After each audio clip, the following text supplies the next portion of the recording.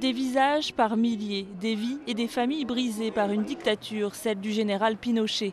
Elle aurait fait plus de 3000 morts ou disparus. 20 ans après, les familles réclament toujours justice, une justice que peine à rendre le Chili.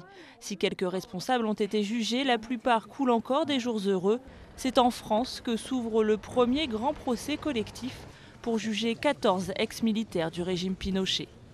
Ça va créer un précédent très important et nous espérons que cela va se traduire par l'incarcération de ces auteurs de génocide. Ces anciens personnages clés du régime sont jugés pour l'arrestation, la torture et la disparition de 4 franco-chiliens.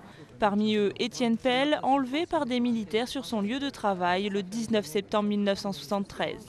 Son fils Roberto vit aujourd'hui en France. La Dina qui visitait ma mère quand on n'était pas là, la semaine. Donc elle s'est fait tabasser plusieurs fois parce qu'on lui disait « reste chez toi, ne te mêle pas de ça, arrête de chercher ton mari, il est parti avec une autre femme en Argentine ou ailleurs ». Ma mère a essayé de lancer des procès au Chili, des enquêtes, etc. Bon, évidemment, tout ça, ça a été un fiasco total.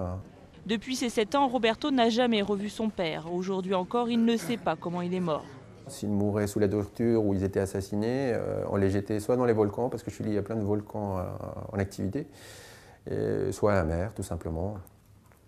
Et certains étaient dans des fosses communes, mais bon, ça, ceux-là, on continue à en trouver, des fosses communes.